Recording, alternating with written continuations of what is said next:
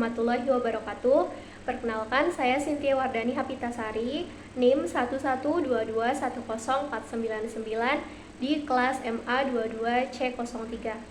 Di sini saya akan membahas tentang pajak dengan tema pajak sebagai penerimaan terbesar negara Republik Indonesia.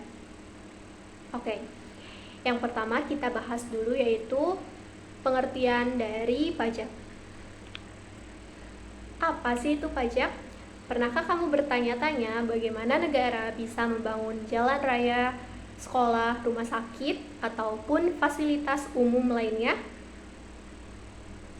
Semua itu dibiayai oleh pajak yang kita bayarkan. Tapi, apa sebenarnya pajak itu? Pajak adalah kontribusi wajib dari rakyat kepada negara yang diatur oleh undang-undang dan hasilnya digunakan untuk kesejahteraan umum. Menurut pasal 1 ayat 1 Undang-Undang Nomor 28 Tahun 2017 tentang Ketentuan Umum dan Tata Cara Perpajakan atau KUP, pajak adalah kontribusi wajib kepada negara yang terutang oleh pribadi atau badan yang bersifat memaksa berdasarkan undang-undang dengan tidak mendapatkan imbalan secara langsung dan digunakan untuk keperluan negara bagi sebesar-besarnya kemakmuran rakyat. Sementara itu, menurut para pakar menyatakan bahwa terdapat 5 pengertian dari pajak itu, yaitu yang pertama, pajak harus diatur melalui undang-undang. Yang kedua yaitu saat membayar pajak tidak ada kontraprestasi terhadap wajib pajak. Yang ketiga yaitu pajak harus dipungut oleh petugas yang diberikan wewenang oleh negara. Yang keempat, pajak diperuntukkan bagi pengeluaran pemerintah. Dan yang terakhir yaitu pajak memiliki fungsi yang mengatur. Nah, kemudian bagaimana sih konsep dasar dari pajak itu sendiri? Secara sederhana, pajak yaitu masyarakat membayar pajak kepada pemerintah dan pemerintah menggunakan dana itu untuk membangun berbagai fasilitas yang bisa dinikmati bersama. Pajak itu mirip gotong royong yang dimana kita semua urunan demi membangun kebaikan bersama. Setiap orang atau perusahaan memiliki kewajiban untuk membayar pajak sesuai penghasilannya masing-masing. Nah, kemudian ada fungsi-fungsi dari pajak itu sendiri. Fungsi pajak terdiri dari 4 fungsi, yaitu yang pertama, fungsi anggaran. Pajak sebagai sumber dana utama untuk pemerintah. Salah satu tugas utama negara adalah untuk melakukan pembangunan nasional seperti menyediakan fasilitas umum, terus fasilitas pendidikan, infrastruktur, dan pelayanan publik lainnya. Namun, dari mana negara memperoleh pemasukan untuk membiayai sekian banyak pengeluaran tersebut? Nah, salah satu penyumbang terbesar dari pemasukan tersebut adalah pajak. Di Indonesia, pajak merupakan kontributor terbesar pendapatan negara.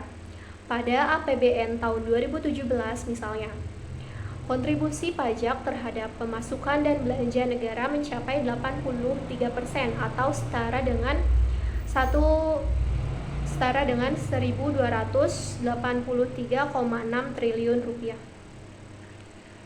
Dan fungsi yang kedua yaitu fungsi redistribusi, yaitu pemerintah menggunakan pajak untuk mengurangi kesenjangan ekonomi atau kesenjangan sosial. Salah satu penjelasan yang sering dikaitkan dengan fungsi redistribusi adalah pemanfaatan pajak untuk membuka lapangan pekerjaan. Dengan bertambahnya lapangan pekerjaan, maka semakin banyak pula penyerapan tenaga kerja sehingga pendapatan masyarakat pun mendapat diperoleh secara merata. Fungsi yang ketiga yaitu fungsi regulasi, yaitu pajak digunakan untuk mengatur perilaku manusia seperti pajak bea cukai pada rokok dan minuman keras. Fungsi pajak satu ini mencerminkan kebijakan perekonomian suatu negara. Salah satu contohnya adalah kebijakan tarif PPh final 0,5% yang diatur melalui Peraturan Pemerintah Nomor 23 Tahun 2018. Melalui kebijakan ini, pemerintah berkeinginan mengurangi beban pajak pelaku UMKM sekaligus menarik minat pelaku UMKM untuk masuk dalam sistem perpajakan. Dan fungsi yang terakhir yaitu fungsi stabilisasi. Pajak membantu menjaga stabilitas ekonomi melalui kebijakan fiskal. Pajak juga memiliki fungsi stabilisasi yang memainkan peranan penting dalam keseimbangan perekonomian suatu negara, seperti mengatasi inflasi maupun deflasi. Salah satu contoh fungsi dari stabilitas ini yaitu terlihat ketika nilai tukar rupiah mengalami penurunan terhadap dolar Amerika Serikat. Jika pemerintah ingin memanfaatkan pajak sebagai instrumen stabilitas perekonomian, maka pemerintah dapat saja mengeluarkan kebijakan perpajakan yang mendukung penguatan rupiah sebagai peningkatan bea masuk atau PPN impor. Kemudian ada juga jenis-jenis pajak. Di Indonesia terdapat dua jenis pajak, yaitu yang pertama pajak pusat dan yang kedua yaitu pajak daerah. Mari kita bahas satu persatu pajak tersebut. Yang pertama yaitu pajak pusat, dipungut oleh pemerintah pusat.